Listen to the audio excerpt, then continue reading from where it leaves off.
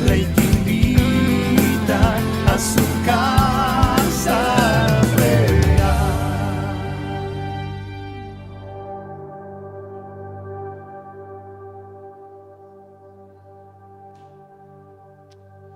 A Dios damos la gloria en esta tarde. A Dios le reconocemos. A Dios honramos. Al Padre amamos. A su Hijo levantamos en esta tarde todo su pueblo. Damos gracias por su presencia, damos gracias por su palabra.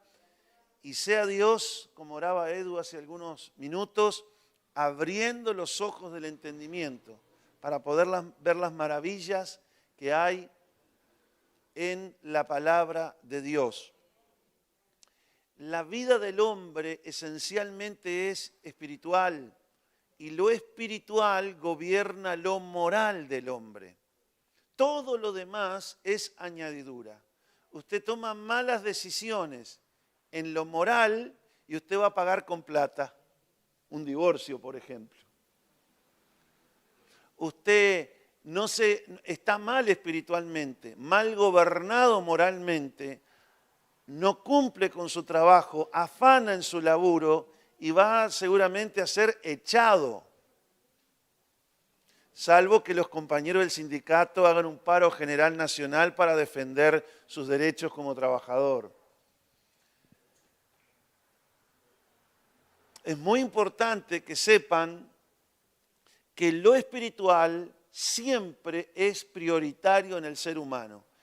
Y estando bien lo espiritual, está bien lo moral. Por decantación, lo moral está bien tutelado. Pero si lo moral no anda bien, es porque lo espiritual no anda bien. Porque en el espíritu recibimos fortaleza para hacer las cosas moralmente correctas delante de Dios y delante de los seres humanos. Y eso trae consecuencias también en la vida material y trae consecuencias en la vida relacional. Por ejemplo, si yo espiritualmente estoy bien, estoy fortalecido, vivo una vida en obediencia a Dios, lo moral está bien y yo voy a proyectar, por ejemplo, humildad. Dile que tenés al lado, y tu familia te quiere humilde. Dile que tenés al lado, mamá y papá te quieren humilde. Tus hijos te quieren humilde. Pero si tú estás perturbado espiritualmente por la soberbia, moralmente tú vas a terminar tomando decisiones soberbias. Y la soberbia es la que engendra todo tipo de conflictos en los relacionamientos humanos. Pero todo partió por la altivez espiritual. Corrompió lo moral, te llevó a hablar lo que no tenías que hablar, a decidir lo que no tenías que decidir. Y, consecuencia, las relaciones interpersonales son afectadas. Por eso es tan importante que tú recibas la palabra de Dios. Dile al que tenés al lado, Dios te quiere humilde. Papá te quiere humilde. Mamá te quiere humilde. Tus hijos te quieren humilde. Dios me quiere humilde. Dios me ama, pero me quiere, me desea humilde. Repito, Dios me ama siempre. Dios nunca me deja de amar porque Dios es amor. Dios no cambia su naturaleza por mí. Él siempre me ama, pero me quiere, me desea, quiere estar conmigo humilde. Si no, te ama, pero de lejos. Porque Dios mira de lejos lo ama al altivo, pero lo quiere lejos. No, sí, pastor, yo amo a mi marido, pero lo quiero. Cualquier coincidencia con la realidad, es mera casualidad.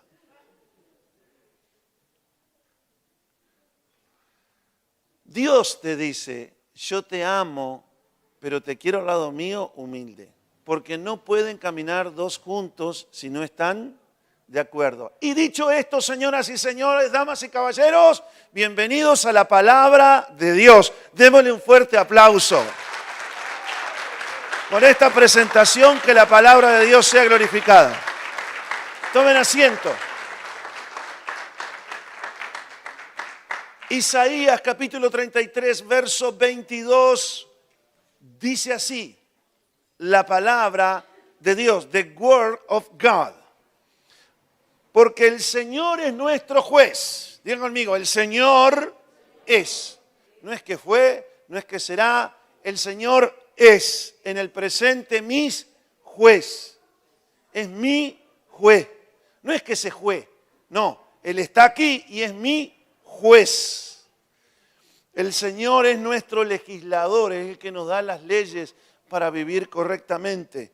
Y el Señor es el Rey, es nuestro Rey, el que gobierna nuestros corazones y nuestros pensamientos. Él nos salvará. Dígale al que tiene al lado, Dios te salvará. Menos mal, porque si no, no me salva nadie. A este no lo salva nadie, solo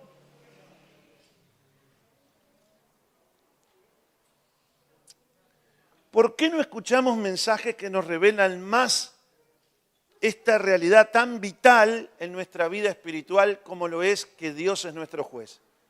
¿Qué pasa? A ver, Nico, que está ahí detrás de las cámaras. Nico, tú que sabes tanto de cámaras y de filmación, dime, ¿por qué no se escuchan más mensajes de que Dios es nuestro juez? Falta revelación sobre el tema, porque no se conoce esta verdad básica de las Escrituras. ¿Por qué estamos tan compenetrados que el Señor es mi? Ese sí lo escuchaste. ¿Cuántas veces has escuchado el Salmo 23? El Señor es mi pastor. Sobre todo los rebeldes que no quieren saber de nada con la autoridad de los líderes de la iglesia, a veces porque han vivido malas experiencias, lamentablemente, pero eso no significa de que todos son iguales. Entonces, el Señor es mi pastor, yo no obedezco a hombres. Ve y dile a la policía cuando te para y te pide documento, el Señor es mi pastor, yo no obedezco a hombres.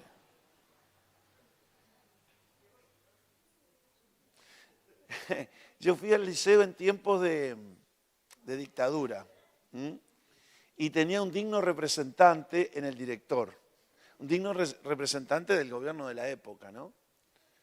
Entonces, imagínense, él se paraba así en la puertita del liceo y nos veía a todos como un escáner, ¿no?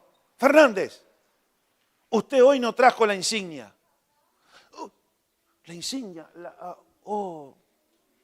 don Boronat. Enrique Pons Boronat se llama. Perdón, me olvidé. Sin insignia no se puede entrar al liceo, Fernández. ¿O usted a dónde cree que va? ¿Va a la carnicería, al supermercado? ¿A dónde va, Fernández, usted? No, yo vengo al liceo. Bueno, entonces tiene que venir con insignia. Y me miraba así, miraba siempre si el pelo estaba por encima del cuello de la camisa. Y me dice, Fernández, proceda a ir a buscar la insignia. Pero estoy sobre la hora. Proceda, Fernández, y venga aquí con insignia. Le doy 15 minutos. Imagínense, Speedy González era un porotésimo.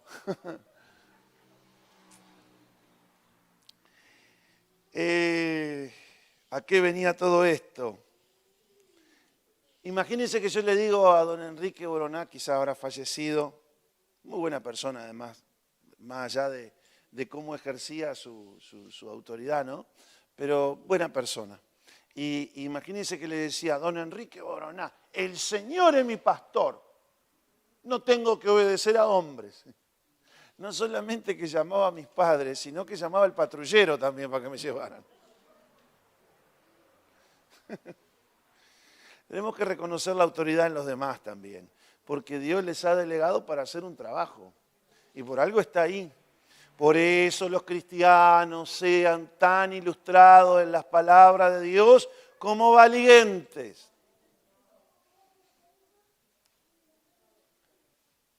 Mi pastor es un prócer, que es muy valiente. No, siempre me habla cosas de Artigas. ¿Por qué estamos tan compenetrados que el Señor es mi pastor y que nada me faltará? Y no que el Señor es mi juez. Mi juez. O sea que Él me juzga. No, eso no es mi juez, no es mi juez, no. El Señor juzgará hasta los secretos más guardados de los seres humanos. Ay, el Señor es tu juez. No es mi juez, no es mi juez. No queremos eso nosotros, que Dios nos juzgue. Entonces, a veces está velada esa revelación. La respuesta al por qué nos pasa esto es la misma para todas estas y otras interrogantes como esta. Falta revelación de esa faceta de Dios que revela las Escrituras. El Salmo capítulo 75, verso 7, dice, Dios es el juez. A unos humilla y a otros. Imagínate que a ti te acusan de traficante y te llevan ante el juez, pero resulta que no se comprueba que eres un narcotraficante, que al revés, eres una buena persona, un buen ciudadano, y el juez te libera. Eso es una honra, ¿verdad? Se hizo justicia, Dios te enaltece. Pero imagínate que te encuentran culpable y ¿a dónde terminas? Humillado y en la cárcel. Dios es el juez. Una de las cosas que Dios hace es darle un castañazo a los altivos y exaltar a los humildes. Dios es el juez. Es una de las facultades de Dios. En una oportunidad había un gobernante que se había ensoberbecido en su corazón, se pasaba de fiestas, de chupandinas, del griego borracheras, se pasaba de fiesta en fiesta y un día no se le ocurrió otra cosa que traer tazones de oro que su padre o su abuelo Nabucodonosor había traído cuando había conquistado a Israel. Y trajo aquellas cosas que en algún momento fueron consagradas a Dios. Y Dios se molestó por eso. Y apareció una inscripción en la pared donde estaban que decía, Mene, Mene, Tekel, Uparsin. Y nadie pudo interpretarle qué era aquello hasta que fue traído Daniel.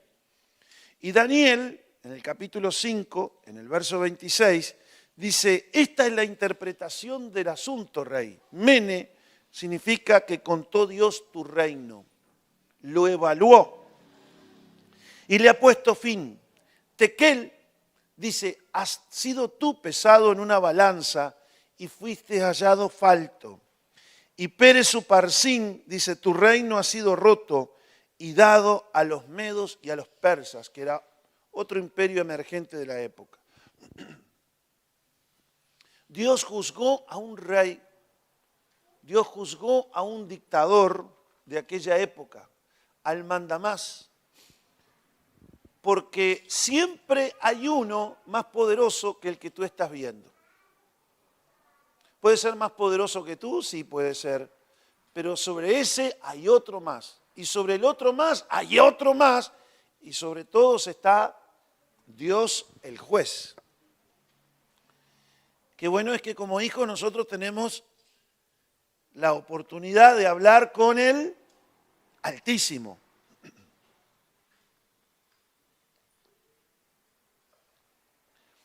Pero también Dios juzgará no solo a los impíos, por más poderosos que sean. Dios juzgará también a su pueblo. Él juzgará a no creyentes y a creyentes. Hebreos capítulo 10, verso 30 dice, conocemos al que dijo, mía es la venganza. Y yo daré el pago, dice el Señor. Y en otro lugar, en otra oportunidad dijo, el Señor juzgará a su pueblo. Ahora, ¿qué significa que Dios juzga a su pueblo y que Dios es mi juez? Bueno, esto tiene varias facetas. La primera me advierte que yo no puedo andarme haciendo el loquito porque tarde o temprano Dios me juzgará. Algunos dicen, sí, me va a juzgar después que me muera, después allá en el juicio final, en el tribunal de Cristo. No, no va a ser solo en el más allá, te va a juzgar en el más acá también. No solo te va a juzgar cuando seas un espíritu y un alma. Si te perdiste en el infierno, un alma en pena. Y aunque seas un alma redimida, Él va a juzgar, porque dice la Escritura, que de toda palabra ociosa que hablamos en la tierra, los seres humanos han de dar cuenta ante Dios.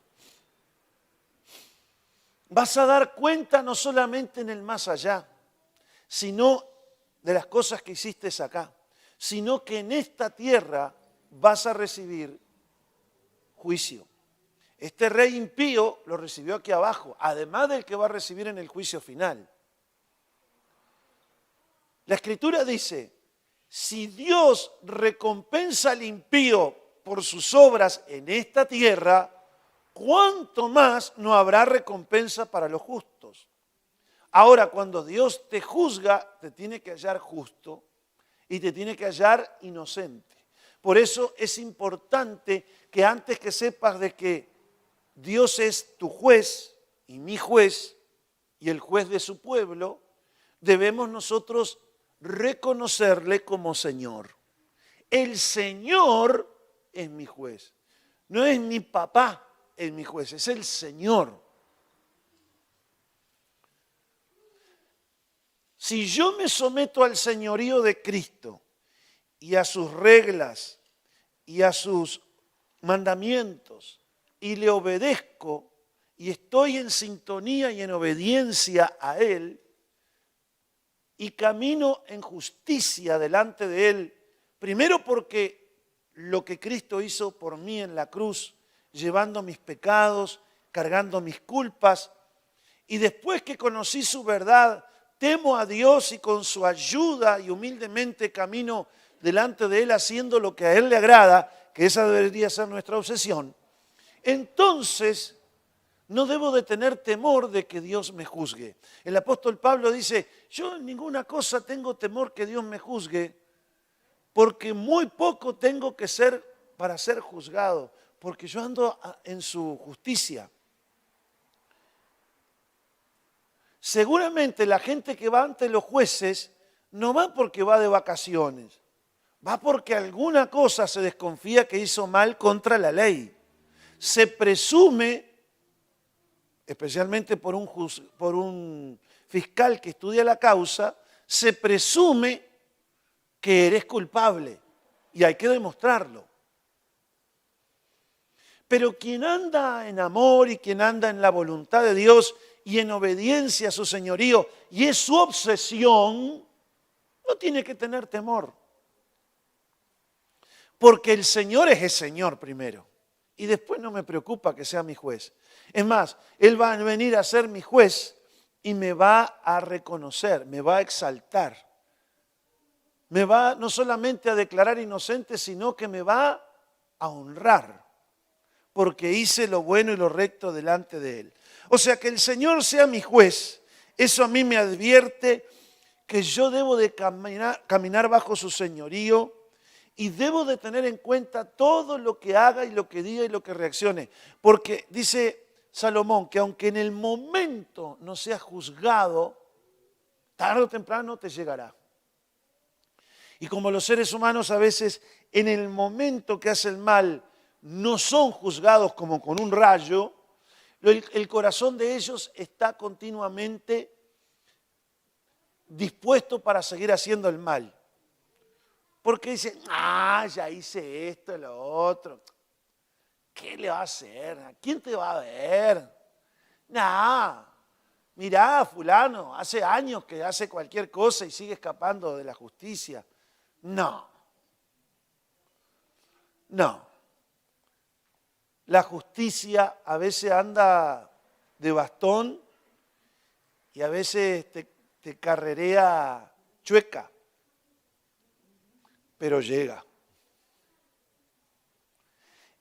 Y tú te puedes escapar de la justicia humana, pero del ojo de Dios no te escapas. No somos nuestros y Dios va a juzgar toda cosa que hicimos en contra de su voluntad, en contra de su señorío en nosotros. ¿Qué es lo que Dios va a juzgar? Todo aquello que hicimos, que hablamos en contra de su carácter, persona y naturaleza, en contra de su señorío en nosotros. No podemos hacer lo que queremos con nuestro cuerpo, por ejemplo. La Escritura dice que nuestro cuerpo es templo del Espíritu Santo, el cual está en nosotros, el cual tenemos de parte de Dios y que ya no somos nuestros. No somos nuestros. ¿De quién es esa naricita? ¿De quién es esa ñatita? Puntiagudita, aguileña. ¿De quién? ¿De quién? De Jesús. ¿De quiénes son esas dos pantallitas que tienes tipo parabólicas? ¿De quién son esas orejotas? No son mías, no las critiques. Son de Jesús, cuidado. Me cuesta aceptarme, me cuesta aceptar mi cuerpo porque tengo las patas cambaditas. Son las patitas que el Señor te permite tener, pero son de Él, marca de Él, como las computadoras. ¿De quiénes son esos dedos tipo gusanitos? ¿De quién? ¿De quién? No son tuyos. Quiérelos y administralos bien, tenlos bien limpitos. Cuida de los hongos. Cuídalo de los virus. Cuida de los que no se infesten, que no hiedan. ¿Por qué? Porque no son tuyos, son del Señor. Y todo lo que nosotros hacemos con nuestro cuerpo, que no es nuestro, sino que Dios nos lo da, en algún momento hemos de dar cuenta que es lo que hicimos en el cuerpo y con nuestro cuerpo. Lo segundo, cuando yo tengo bien claro que Dios va a juzgarme, no debo de arrogarme el ser juez de otros. Porque así como me va a juzgar a mí, Dios es el juez tuyo también. Por eso dijo nuestro Señor, no juzguéis. Primero porque no eres juez, eres hacedor de las leyes. Y segundo, porque no vas a ser juzgado. Si tú no juzgas, no serás juzgado. Si tú no condenas, no serás condenado. ¿Quién es el que juzga y condena? A ver, alumnos. A ver, ¿quién juzga y condena? Un juez. Ahora, ¿cómo yo voy a juzgar y a condenar a otro si yo no fui llamado a eso? Dios es el juez. Si bien Dios delega esa facultad a seres humanos también, pero es muy claro a quién Dios delega eso. No es que a mí, no, yo de chiquito siempre me gustó la toga, siempre me gustó estudiar para juez, pero ¿te autorizó el gobierno y el Estado y diste tus concursos y accediste a la magistratura? ¿O no, nada de eso, pero a mí me gusta, así que juzgo a todo el mundo?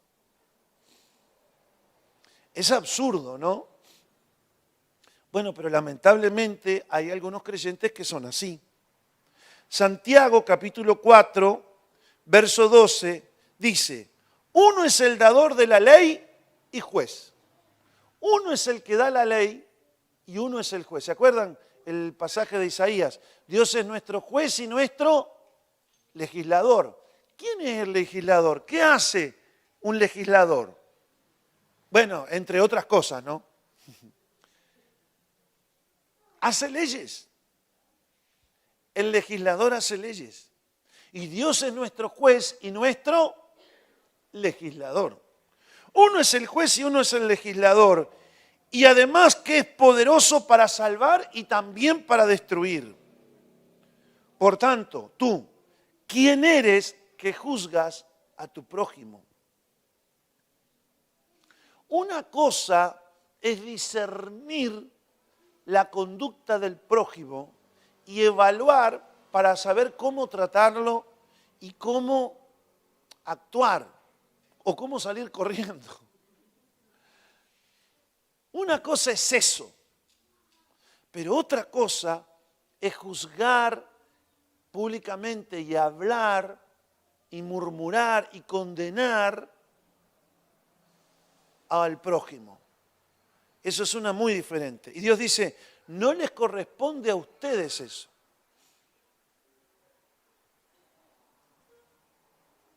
¿Quién somos nosotros? Somos hacedores de las leyes, no los jueces. Y lo tercero, que cuando yo tengo este conocimiento claro de que Dios es mi juez, no voy a buscar justicia por mano propia. ¿Por qué? Porque hay un juez que juzga.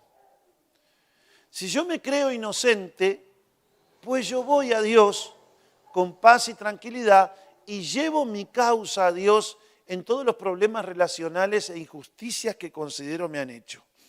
Y Dios va a juzgar. Y Él me va a defender cuando yo padezco injusticia.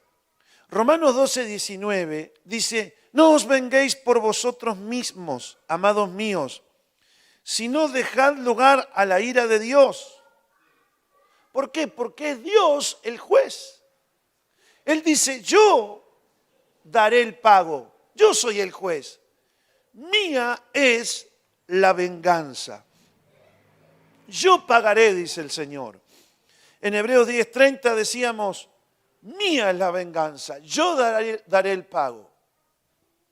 En una oportunidad, David y Saúl, esta historia se la recomiendo que las lean en 1 Samuel, capítulo 24. Saúl cuando primero se empezó a apartar de Dios, se empezó a rebelar contra Dios, aunque seguía ejerciendo la autoridad que Dios le había dado, pero lo hacía en contra del carácter de Dios, en contra de su palabra. Y a su vez de eso veía a David que hacía las cosas bien y le empezó a tomar, como dicen en campaña, le empezó a tomar idea. David fue el que hizo ese salmo, yo sé que en el pago me tienen idea. David fue. Le empezó a tomar idea a David, Saúl, y lo empezó a perseguir. Ahora Dios, que también era el juez de David, le decía, no lo mates, mía es la venganza. Pero si yo no lo mato, me va a matar él a mí. Y Dios dice, yo no te voy a entregar en sus manos. Pero Señor, Él me hizo esto y aquello. Yo necesito vengarme para que Él sepa lo que yo vivo en este cuerpo. Para que Él vea, para que Él experimente lo mismo que yo. Yo me voy a vengar. Y Dios le decía, no te vengues. Pero si no me vengo, me mata. Por eso me vine. Y ahí estaba escondido entre las cavernas, entre los montes, David. Y hubo un día, que ustedes ven ahí en 1 de Samuel 24, que estaba David metido en el fondo de una cueva. Y Saúl lo atacó una enterocolitis aguda. Lo dice la Biblia. Dice que entró con dolor de barriga a esa caverna. Ustedes me miran como diciendo, pastor, ¿y la Biblia dice eso? ¿Qué? Lea la Biblia. Porque dice que entró a la caverna y se tapó los pies. ¿Usted cree que se entró y se tiró arriba de una piedra y se tapó las patas para cestear? No. Se bajó los pantalones o las vestiduras y les taparon los pies. Y les destaparon otras áreas del cuerpo. Allí estuvo Saúl haciendo lo que tenía que hacer. Y David lo tenía ahí a tiroche. Se puso un palillo en la nariz. Y fue, no sé cómo, y cortó con una tijera y una caña un trocito del manto de Saúl. Y después que salió de la caverna ahí donde estaba, con una cara de felicidad Saúl, como decía mi abuelo, yo era chico y me acuerdo.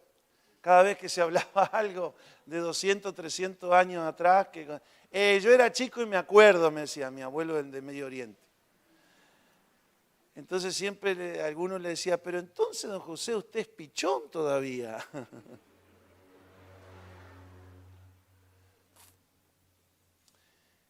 Y David le dice, Padre mío, mira, yo no sé quién te enchincha contra mí, pero mira, yo aún me turbé por haber cortado tan siquiera el borde de tu manto.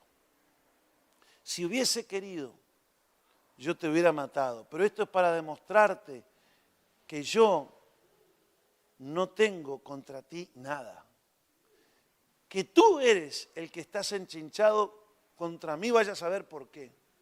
Entonces David dice, yo no me vengaré, pero juzgue Dios entre tú y yo y defienda mi causa. ¿Con quién tienes problemas? ¿Quién te está haciendo la vida imposible? ¿Quién es injusto? ¿Quién te robó parte de la herencia? ¿Quién te hizo tropiezo? ¿Te puso el palo en la rueda? ¿Quién? ¿Quién es el que habla cosas y piensa cosas sin sentido y sin conocer tu corazón? ¿Quién es el que te difama? Si Dios es tu juez, tú puedes decirle, Señor, yo no voy a tomar venganza, pero considero que estoy siendo afligido y considero que estoy padeciendo injusticia. Yo te traigo mi causa a ti para que tú la juzgues. Seas tú mi juez y el que sustentes mi causa. También pasó con Sara y Abraham. Génesis capítulo 16, verso 15. Habían muchos problemas porque el hijo de Agar, la esclava, hijo de Abraham, se burlaba y maltrataba a Isaac. Y ustedes saben lo que es tocarle a una madre su hijo, ¿verdad? ¡Ah! Más vale que te encuentres con una fiera. Entonces empezaron a pelear los viejos, Abraham y Sara. Y Sara que le decía a Abraham, échala. ¿Cómo voy a echar a mi hijo? Porque el otro también era hijo. Y la conversación iba de ida y vuelta, y de truco y retruco. Hasta que en un momento Sara dice, juzgue Jehová entre tú y yo.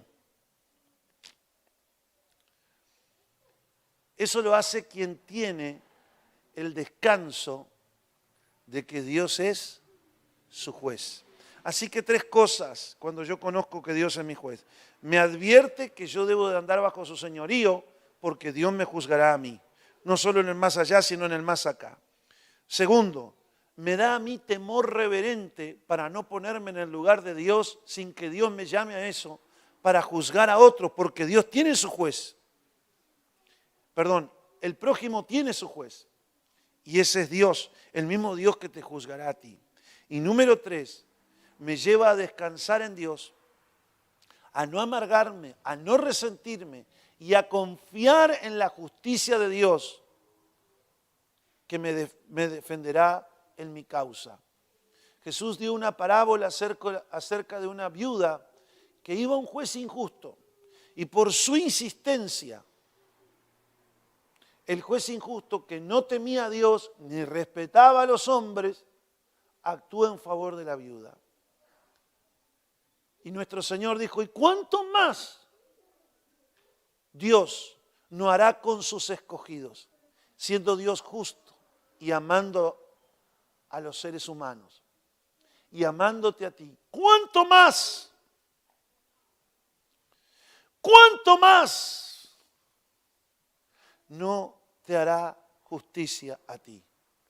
Pero si tú te metes a hacer justicia, a juzgar y a condenar, Dios te dice, no necesitamos 2 jueces para la misma causa. O lo haces tú o lo hago yo. Por eso en esta hora, con temor reverente y para finalizar, vamos a pedirle a Dios que Él tome todas nuestras causas y que nos defienda. No le desees el mal a quien Dios va a juzgar. No le pidas a Dios, no le des instrucciones de cómo tiene que juzgar, ni le pidas a Dios que lo condene de tal o cual manera. Porque Dios es el juez y de eso Él sabe. Pero descansa que sus juicios te traerán justicia a ti y además Dios no se aparta jamás de la misericordia. Dios te dice, no juzgues tú. Y cuando llegue el momento, tampoco a ti te van a juzgar. Dios va a hacer cumplir esa ley. El mundo espiritual como el natural se rigen por leyes, o a favor o en contra nuestra, según como las usemos. Así que en esta hora vamos a encomendar a Dios todas nuestras causas que consideramos injustas y vamos a hacer de Dios nuestro descanso y nuestro juez. Pongámonos de pie. Dígale al Señor en esta hora, Padre, gracias por tu palabra. Gracias por tu palabra. Yo hoy he recibido tu palabra. Yo hoy he recibido tu palabra. Con gozo y con alegría. Con gozo y con alegría. Reconociendo tu señorío en mí. Reconociendo tu señorío en mí. Y que tú eres mi juez. Y que tú eres mi juez. De todo corazón. De todo corazón. Te pido que me perdones. Te pido que me perdones. Por ponerme en tu lugar. Por ponerme en tu lugar. Como si fuese Dios. Como si fuese Dios. Para juzgar y condenar. Para juzgar y condenar. Perdóname, Señor. Perdóname, Señor. Por vivir en ignorancia. Por vivir en ignorancia. Juzgando a otros. Juzgando a otros. Cuando ellos ya te tienen a ti por juez. Cuando ellos ya te tienen a ti por juez. Perdóname, Señor. Perdóname, Señor. Por vivir a espaldas. Por vivir a espaldas. Haciendo y deshaciendo.